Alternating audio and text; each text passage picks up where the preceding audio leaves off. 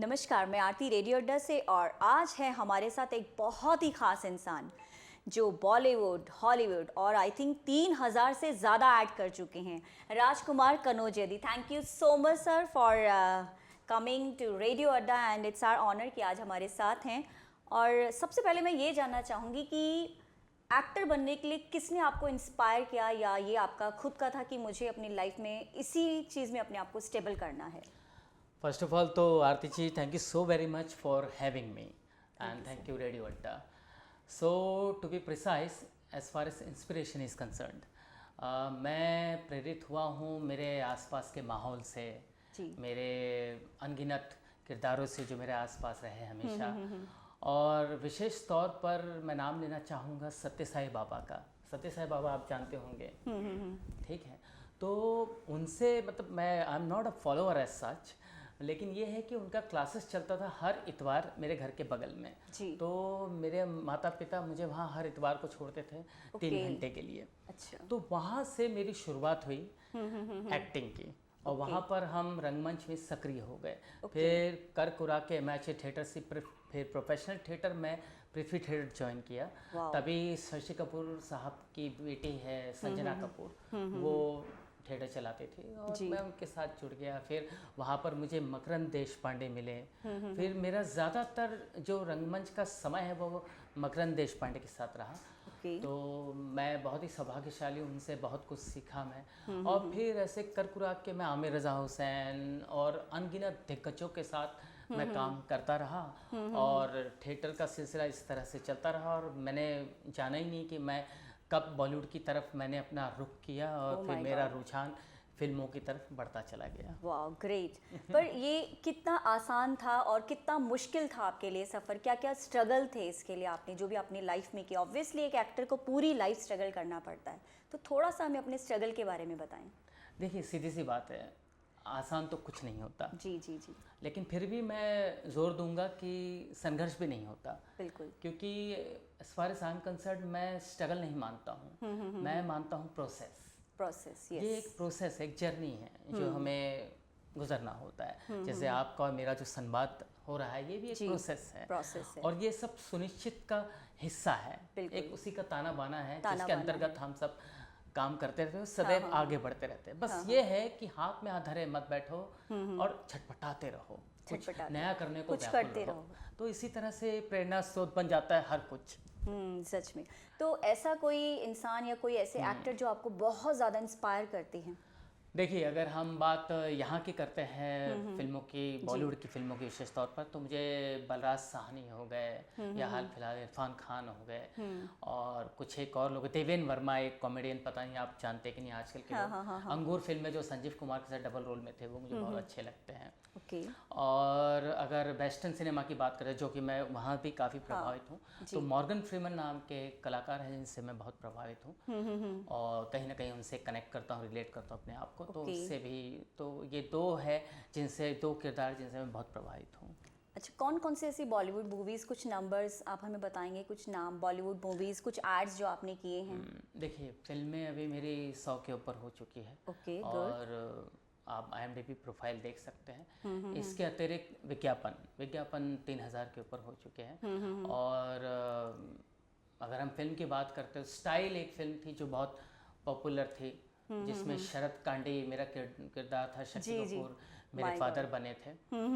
और फिर बाद में हासिल नाम की एक फिल्म थी, वो भी बहुत पॉपुलर थी, इरफान खान की, जिससे वापस से इंट्रोड्यूशन हुआ बॉलीवुड सिनेमा में। फिर 1 2 3 थी, फिर ऐसी काफ़ी सारी अनगिनत फिल्में आई, और हाल फिलहाल आखिर में राधे आई। और अगर विज्ञापन की बात करते हैं तो मिंटो फ्रेश, जब लैला को करना हो इम्प्रेस तो मजनू ने खाई मिंटो फ्रेश, फिर सेंटर फ्रेश, बजरंगी। तो ऐसे बहुत से विज्ञापन हैं। और अभी वेब सीरीज की अगर बात करते हैं तो नेटफ्लिक्स पे राना नायडू है, जिसमें मेरा नेगेटिव किरदार है। तो इस तरह से ऐसे काफ़ी कुछ ना कुछ करता रहता हूँ। लेकिन ये है कि ईश्वर की अनुकंपा है, कृपा दृष्टि है, कभी मुझे खाली नहीं बिठा के रखा है, कुछ ना कुछ करता रहा हूँ मैं। अच्छा, आप कॉमेडी भी बहुत अच्छी करते हैं, तो कुछ ऐसी कॉमेडी मूवीज़ या कोई ऐसा पल आपको याद आता हो अपने एक्ट से? जी, कॉमेडी एक मैंने फिल्म की थी, डॉली की डोली, Okay. शायद आप जानते होंगे, अरबाज खान ने प्रोड्यूस की थी। Yes, और उसमें सोनम कपूर थे, हाँ, अर्जुन, ये राजकुमार राव, हाँ, वरुण शर्मा, ये सब थे। तो उसमें मेरा बहुत प्रमुख किरदार था, बहुत ही पिवोटल कैरेक्टर था। ओके। तो उसमें कॉमेडी करते वक्त बहुत मज़ा आया, क्योंकि उससे पहले मैंने अरबाज खान के साथ दबंग 2 की थी, जिसके वो प्रोड्यूसर भी थे और डायरेक्टर भी थे। तो उसमें मेरा बहुत ही सीरियस रोल था। तो तभी अरबाज खान कॉन्फिडेंट थे। और बाय द वे ये बता दूं कि जो रोल मैंने डॉली की डोली में किया, वो पहले सुनील ग्रोवर करने वाले थे। अच्छा। हाँ, लेकिन किन्हीं वजहों से वो नहीं किया उन्होंने, तो मेरे झोली में आई। तो अरबाज खान को ऐसे लग रहा था कि मैं सीरियस रोल किया और कॉमेडी ज़्यादा किए तो नहीं कर पाऊंगा, ऐसा उनको लग रहा था। हाँ। लेकिन फिर उन्होंने बोला चलो रिस्क लेता हूँ, ऐसा उन्होंने मुझे बोला। ओके। तो उनके नज़र में रिस्क था, डायरेक्टर के नज़र में रिस्क था। लेकिन जब मैंने पहली रिहर्सल दिखाई तो सब हंसी से लोटपोट हो गए। और फिर सारे लोग सेट पे थे, रेमो डिसोजा, ये वो सब लोग थे, और सब लोग बहुत ठहाका ला के हंसने लगे और बहुत तारीफ हुई मेरी। ओके, एक्टिंग के अलावा, मतलब एक्टिंग के अलावा और कौन कौन से ऐसे आपके इंटरेस्ट एरियाज हैं? एक्टिंग के अतिरिक्त मैं बहुत अच्छा मोटिवेशनल स्पीकर हूँ। मैं माइम आर्टिस्ट हूँ, प्रोफेशनल माइम आर्टिस्ट हूँ, वॉइस ओवर आर्टिस्ट हूँ। जैसे वॉइस की अगर बात करें तो सतीश तारे मराठी के एक बहुत ही जाने माने कलाकार है। तो उनका वॉइस मैंने दिया उनकी आखिरी फिल्म में। राजू श्रीवास्तव कॉमेडियन, उनकी आखिरी फिल्म में वॉइस मैंने दी है। और ऐसे बहुत वॉइस मैंने दिए बड़े बड़े लोगों को। और एड लिखता हूँ। ओके। और 8 डायरेक्ट भी की मैंने, 8 एडवर्टाइजमेंट। और जिंगल लिखता भी हूँ, जिंगल गाता भी हूँ। अरे वाह। और पर्सनल एक्टिंग ट्यूटर हूँ। और बहुत से एक्टिंग इंस्टीट्यूट में बतौर एज अ लेक्चरर जाता हूँ। ओके। तो ये सब करता रहता हूँ। डायलॉग्स लिखे हैं बहुत सी फिल्मों में वाओ। ऐसे। और मैं नाटक बहुत लिखा है मैंने। ओके। इससे क्योंकि मेरा चूँकि अपना थिएटर ग्रुप था, तो इसलिए मैं पसंद नहीं करता दूसरों के लिखे हुए नाटक का मंचन करना। तो मैं अपने खुद के नाटक लिखता था और डायरेक्ट भी करता था।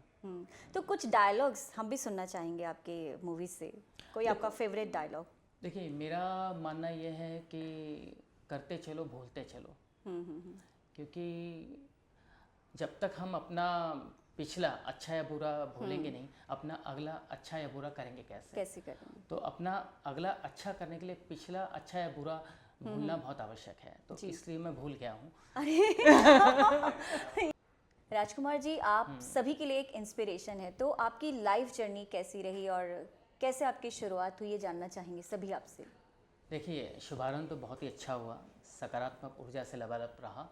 और चूंकि मैं व्यक्तिगत रूप से एक बहुत ही सकारात्मक आदमी हूँ, तो स्वाभाविक है मैं कभी कहीं नकारात्मक ऊर्जा के पास जाता भी नहीं, भटकता भी नहीं। और ज़रा सा भी मुझे कुछ लगता है कि कहीं कुछ खल रहा है मुझे, तो मैं अपने आप को दूर कर देता हूँ। ये मेरी विशेषता है। और यही वजह है कि अपने आप को अभी भी मैं टिका के रखा हूँ यहाँ पर, अपने आप को बचा के रखा हूँ मैं। सच में। तो जर्नी बहुत ही लुभावनी रही, बहुत ही सुहावनी रही। और जाहिर सी बात है, उतार चढ़ाव ये सब पार्ट एंड पार्सल है। अगर अच्छे पल आते हैं तो बुरे पल भी आते हैं, लेकिन मेरा मानना है one has to accept everything and anything gracefully come what में। सही में। मतलब सभी चीज़ों का स्वागत करो आपके जीवन में, ये मेरा मानना है। फिर चाहे कितना भी बुरा क्यों ना हो जाए, कितना भी अच्छा क्यों ना आ जाए। और हर एक पल आपको जीने आना चाहिए और डाइजेस्ट करने आना चाहिए। बिल्कुल बिल्कुल, तो सही कहा। इसलिए कभी मुझे दिक्कत नहीं हुई और जर्नी बहुत सुखद अनुभव से भरा रहा मेरा। अच्छा, आपके इस पूरे करियर में कोई एक ऐसा इंसान जो आपको इंस्पायर करते हैं बहुत ज़्यादा, और उनकी कौन सी ऐसी क्वालिटी है जो आपको इंस्पायर करती है? देखिए, टू बी प्रिसाइज, मेरा अभी कोई मेंटोर या गुरु ऐसा सच नहीं है। और मेरा बॉलीवुड में कोई कनेक्शन नहीं, कोई मेरा बाप दादा फूफा भाई भतीजा नहीं है। और मैं ही मैं हूँ। और मैं ही शुरुआत हूँ, मैं ही अंत हूँ। क्योंकि मेरा बेटा भी इसमें नहीं जाना चाहता है और मुझे इस बात का फ़ख्र है। और मैं मानता भी नहीं किसी को गुरु द्रोणाचार्य बनाना या ऐसा वैसा। मेरा मानना है जैसे ईश्वर हमारे भीतर है, वैसे सब कुछ हमारे भीतर रहता है। और हम खुद ही अपनी प्रेरणा स्रोत बन सकते हैं। बहुत बड़ी बात है, आप सेल्फ मेड इंसान। और सच में ये कॉन्फिडेंस तभी आता है जब इंसान अपनी मुश्किलों से और मुश्किलातों से खुद गुजरता है। और बहुत कुछ लर्निंग सेशन यहीं से हो जाता है अपनी ज़िंदगी का। तो आप जैसे एक्टिंग करियर में है, बहुत सारा टाइम आपको देना पड़ता है, तो आप अपनी पर्सनल लाइफ को कैसे बैलेंस कर पाते हैं? देखिए, मेरा मानना है कि जो अक्सर लोग कहते हैं, लोग बाग, कि मेरे पास टाइम नहीं है, टाइम नहीं है, हाँ हाँ हाँ। I take it as a very contradictory speech. Just because सबके पास टाइम होता है, हमको आपको टाइम मैनेजमेंट करने आना चाहिए। जो टाइम मैनेज नहीं कर पाता है वो कुछ नहीं कर पाता है। इसलिए मैंने आपको फ़ोन पर ही कहा था, मेरा ये खुद का मानना है कि जो टाइम का नहीं, टाइम उसका नहीं। टाइम उसका नहीं, सच में बिल्कुल सही। तो इसलिए समय का आदर करें, समय का सदुपयोग करें और समय के साथ चले। बिल्कुल सही। और क्या क्या फ्यूचर प्लानिंग्स है सर आपकी, हम थोड़ा सा जानना चाहेंगे इसके बारे में कि अभी फ्यूचर प्लानिंग्स में मतलब एक्टिंग करियर को लेके, या अभी जैसे आपने बताया मोटिवेशनल स्पीकर भी हैं आप इतने अच्छे, तो क्या प्लानिंग कर रहे हैं आप इस चीज़ों को लेके? टू बी ऑनेस्ट, मैं फ्यूचर की प्लान नहीं करता हूँ। मैं कतई नहीं मानता भविष्य में। इसलिए नहीं मानता क्योंकि मैं वर्तमान में जीना पसंद करता हूँ, और मेरा मानना है कि जो वर्तमान सही तरीके से जीता है, जाहिर सी बात है उसका फ्यूचर अच्छा ही होना है। वाह, सही कहा आपने। क्या मैसेज देना चाहेंगे आप हमारी ऑडियंस को, आपकी पूरी जो ये लाइफ जर्नी रही है, इतनी स्ट्रगलिंग और इतनी अच्छी अचीवमेंट्स हैं आपकी, तो क्या मैसेज देना चाहते हैं आप अपनी ऑडियंस को? मैं आपके माध्यम से और रेडियो अड्डा के माध्यम से बस यही कहना चाहूँगा सुनने वाले दर्शकों को कि खुश रहिए हमेशा, because ultimately happiness should be the key. Yes, और उम्र नाम की चीज़ आप पर हावी ना हो पाए, बिल्कुल। और हमेशा be positive, think positive and stay among positive people. बिल्कुल। और पॉजिटिव एम्बियंस बहुत मायने रखता है। और हर एक चीज़ में पॉजिटिविटी ढूंढने की कोशिश कीजिए, हर एक चीज़, और होती है, हर एक चीज़ में होती है, बशर्ते आपको ढूंढना आता है या नहीं। और blame game, excuse, justification, time नहीं है, ये सब छोड़ दीजिए बोलना। बस करते चलो, करते चलो। सही कहा आपने, करते चलो करते चलो, क्योंकि करने का फल, कहते हैं ना, कर्मों का फल ही मिलता है इंसान को, और उसकी मेहनत ही उसके काम आती है। सच में राजकुमार जी, बिल्कुल भी नहीं लगा कि मैं इतने बड़े एक्टर का इंटरव्यू ले रही हूँ। बहुत इजी गो वे था और बहुत अच्छी चीज़ें आपसे सुनने को मिली, बहुत सारी मोटिवेशनल चीज़ें जो मुझे लगता है कि सबकी ज़िंदगी में मैटर करती है। एक बॉलीवुड हम स्टार को उस तरह से देखते हैं, लेकिन सच में कितनी मुश्किलें होती हैं, कितना स्ट्रगल है उनकी लाइफ में, ये खुद जानते हैं, और किस तरह से वो हैंडल कर पाते हैं अपनी पर्सनल लाइफ को, अपनी प्रोफेशनल लाइफ को। ये भी एक सीख है हम सभी के लिए।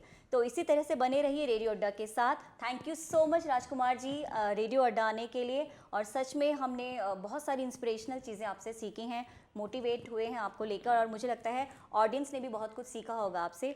बस इसी तरह से जुड़े रहिए रेडियो अड्डा के साथ। Thank you so much. This is Aarti from radio Adda with Rajkumar Kannaujia. Thank you so much.